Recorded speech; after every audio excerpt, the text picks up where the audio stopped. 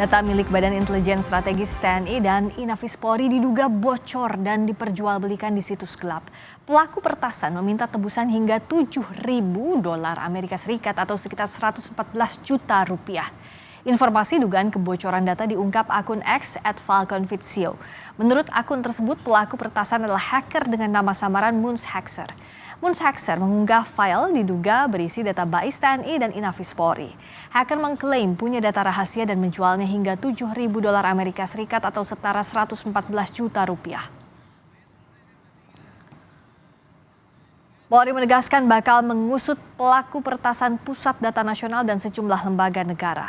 Polri juga akan bekerja sama dengan Kominfo maupun Badan Siber dan Sandi Negara BSSN untuk segera memulihkan situs yang diretas. Menurut Kadif Humas Mabes Polri, Irjen Sandi Nugroho, Polri akan berkolaborasi dengan institusi terkait untuk mengusut peristiwa peretasan data. Polisi juga akan segera melakukan langkah mitigasi agar tidak terjadi lagi hal serupa. Tentu saja Polri akan berkolaborasi dengan stakeholder terkait lainnya untuk menangani kejadian-kejadian yang saat ini sedang terjadi. Mudah-mudahan, mohon doanya, semuanya bisa kita tuntaskan. Semua yang terjadi ini bisa kita mitigasi dan kita antisipasi dan terjadi kembali. Kita akan bekerja terus dengan sektor terkait, yaitu dari Kominfo, BSSN maupun yang lainnya. Badan Siber dan Sandi Negara BSSN mengonfirmasi adanya peretasan dan penjualan data milik Inafis Polri. Hasil pengecekan sementara data yang dijual adalah data lama yang tidak diperbarui. BSSN dan Polri sudah mengecek data milik Inafis Polri yang diperjualbelikan di situs gelap.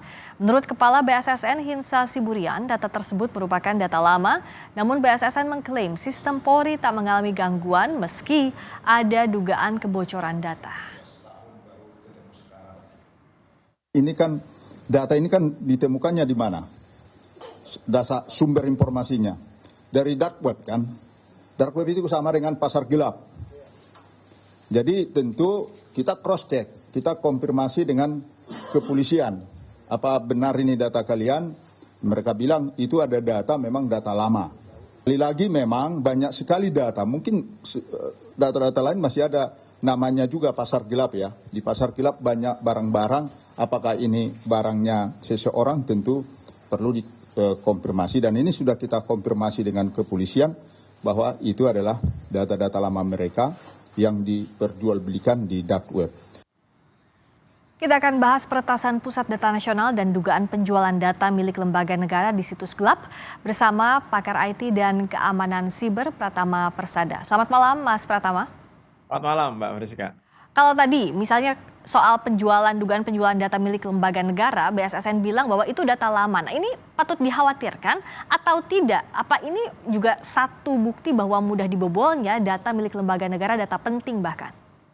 Iya, gini, kalau kita berbicara masalah data, agak aneh kalau kita ngomong itu data lama atau data baru ya. Gitu. Kenapa, Mas? Orangnya sama gitu. Mungkin jabatannya saja yang berubah atau misalkan penempatannya berubah gitu. Tapi data pribadinya pasti sama gitu. Mbak Friska misalkan, pasti namanya tetap aja sama. Ya. Nomor handphonenya pasti nggak berubah juga. Alamat rumahnya juga pasti akan sama juga gitu. Mungkin posisinya yang berbeda. Nah itu juga sama. Jadi data baru atau data lama sebenarnya sama-sama data pribadi. Kemudian yang kedua adalah ini menunjukkan keamanan cyber itu belum menjadi priority gitu. Walaupun kalau kita lihat ya sampel data yang diberikan sama Moonshexer ini gitu, baik sampel data dari Inafis, sampel data dari BAIS TNI atau dari Kementerian Perhubungan itu bukan sampel data milik masyarakat gitu, lebih ke arah data milik internalnya Polri, internalnya BAIS dan lain-lain gitu. Tapi kalau kita melihat pada intelijen strategis itu data-data misalkan agen-agennya gitu bahaya juga ya. Ya. Kalau di luar negeri agen intelijen itu paling dilindungi tuh data-datanya. Nah di sini isinya lengkap gitu, ada nama, ada jabatan, ada nomor telepon, ada KTP gitu, banyak isinya gitu yang bisa digunakan orang yang tidak bertanggung jawab untuk melakukan hal yang negatif gitu. Tetapi kalau kita komparasi dengan Pusat Data Nasional gitu, memang agak nggak seberapa ya gitu. Karena Pusat Data Nasional ini cakupannya lebih luas, sifatnya nasional dan kerusakannya sangat parah sekali gitu. Ya.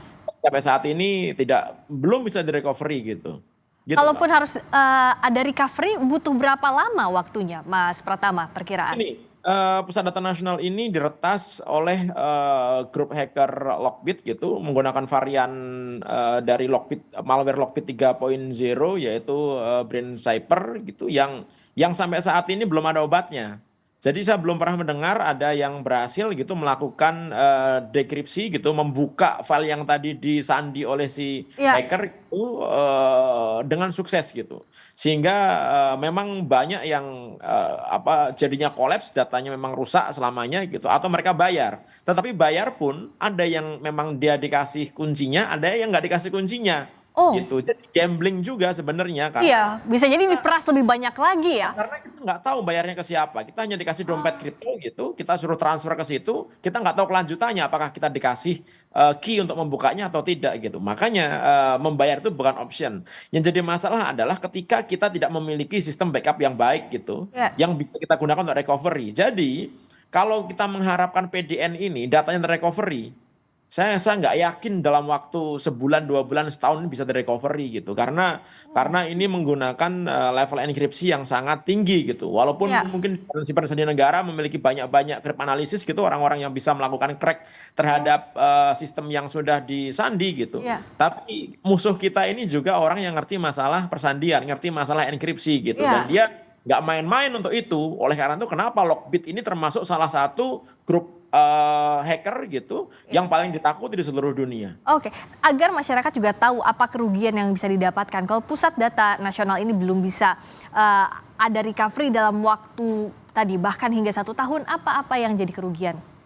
Ya, yang pasti layanan masyarakat terganggu kan. Ini imigrasi itu masih beruntung dia karena mereka punya backup data di server lokalnya mereka di kantor imigrasi gitu. Ya. Kalau nggak ada ya selamat jalan juga gitu. Nah, masalahnya dari 210 kementerian lembaga pemerintah daerah, pemerintah pusat itu mereka pada punya data backupnya nggak gitu. Kalau nggak punya backupnya ya nangis mereka karena nggak bisa melakukan pelayanan kepada masyarakat. Yang sekarang ini ketahuan gitu, yang mau ngasih tahu itu karena berhubung dengan masyarakat. Misalkan imigrasi karena berhubung langsung dengan masyarakat ya nggak Ya. mungkin gitu. Kemudian LKPP pengadaan barang dan jasa nggak mungkin diumpet-umpetin karena berhubungan dengan masyarakat gitu. Iya. Sertifikasi halal dan lain-lain itu yang nggak bisa diumpetin gitu. Tapi yang lainnya kan kita juga masih belum tahu. Iya. Instansi mana saja yang terkena dampak dari lumpuhnya Pusat Data Nasional kita ini gitu, walaupun masih sementara. Oke, kalau enggak ya udah so long and goodbye, selesai gitu kan. Ya akhirnya kayak gitu Mbak gitu. Nah tapi Nah, sebenarnya backup plan yang kita punya tuh apa sih Mas? Nggak ada sama sekali. ya ini terbukti nggak ada kan. Kalau misalkan ada ya Mbak Friska, nggak butuh waktu hitungan jam. Begitu server utamanya kena ransom, habis nih, hancur nih. Ya. DRC-nya, data recovery center-nya, backup datanya itu langsung bisa kita live-kan. Sehingga nggak mengganggu, hitungannya cuma menit aja. Nggak nyampe berhari-hari gitu. Nah ini kan ternyata sudah lebih dari 4 hari gitu. Dan karena kerusakannya sangat parah gitu, saya nggak yakin ini bisa direcovery. Oleh karena itu, langkah yang paling bisa dilakukan adalah ini PDN, Kominfo gitu, ngomong sama semua tenan-tenannya, kementerian lembaga dan instansi yang menitipkan datanya di PDN gitu, untuk ditanyakan mereka punya nggak data backup di komputernya mereka masing-masing, di servernya mereka, di instansinya mereka gitu. Setelah itu baru dibantu untuk live. Yang jadi masalah adalah Pusat Data Nasional ini jagain oleh Perpres gitu. Ada Ya. juga keputusan Menteri Kominfo yang menyebutkan bahwa kementerian lembaga, pemerintah daerah, pemerintah pusat itu nggak boleh punya data yang terpisah-pisah. Harus dijadikan satu. Oleh karena itu Ya. mereka boleh tuh mengadakan server sendiri. Nah ini yang jadi masalah Iya, gitu. sementara server utamanya diserang. Ya mereka sudah berupaya nggak beli server, nggak bikin data center sendiri, menitipkan kepada PDN, ternyata PDN-nya diserang.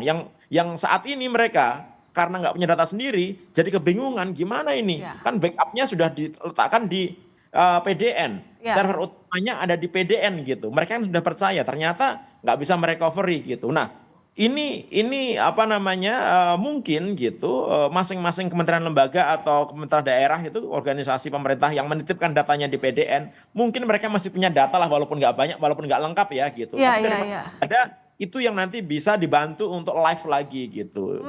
Nah, tapi Sambil menunggu nanti gimana PDN bisa di-recovery gitu. nah, itu kan masih menunggu sampai PDN di recovery, juga tadi menghubungi tenant-tenant kalaupun Kominfo semestinya dalam waktu yang cepat ini melakukan hal demikian, Mas Pratama, apalagi bentuk tanggung jawab pemerintah yang bisa dilakukan pasca peretasan Pusat Data Nasional ini? Ya menurut saya ini pukulan bagi pemerintah ya. Kemarin sudah minta maaf, baguslah minta maaf gitu. Tetapi kita lihat, kita harus cari nih di mana titik masuknya si pertas ini gitu. Itu bisa ketahuan kok. Yang salah itu tata kelolanya, atau yang salah orang IT-nya, atau yang salah server adminnya gitu, atau yang salah perusahaannya. Ini kan Kominfo juga pakai perusahaan pihak ketiga, pakai Telkom Sigma kan gitu, iya kan? Sekelas Telkom Sigma menurut saya agak keterlaluan sih kalau bikin sistem seperti ini. Karena Mbak Friska, mereka merancang Pusat Data Nasional ini walaupun sementara itu sebagai Pusat Data Nasional Tier 4. Tier 4 itu level paling tinggi dari data center. Ya. Artinya live-nya, on-nya itu adalah 99,995%. Jadi nggak boleh down sama sekali. Maksimal down-nya itu hanya 4 jam dalam setahun. Jadi yang dalam toleransi 4 jam dalam setahun gitu. Kemudian harus ada redundansi, power supply-nya harus ada redundan, listriknya ada redundan, koneksi jaringan internetnya harus ada redundan, harus ada redundan gitu. Semuanya harus redundan, harus ada backup-nya gitu. Sehingga kalau satu mati, listrik mati nih, akan keluar genset mati nih, ada UPS gitu misalnya kayak gitu. Jadi itu sudah didesain Tier 4 loh, karena klaimnya Tier 4. Karena biaya untuk membuat data center Tier 4 sama dengan Tier 3 atau Tier 2 itu jauh banget gitu. Nah oleh karena itu perlu dicek juga tuh pengadaannya tuh bener Tier 4 apa enggak gitu. Oke, jadi audit juga harus dilakukan kalau dalam kondisi seperti ini ya. Apalagi kalau statusnya Tier 4 semua disatukan di sana, dan juga harusnya status on-nya dalam setahun itu harus off-nya hanya 4 jam setahun. Dengan kondisi saat ini harusnya tidak terjadi begitu ya Mas Pratama ya? Nggak terjadi harusnya. Oke, kita akan tunggu apa langkah sigap dari pemerintah pasca diretasnya Pusat Data Nasional dan juga dugaan bocornya data dari lembaga negara. Terima kasih Mas Pratama Persada, pakar IT dan keamanan siber. Selamat malam.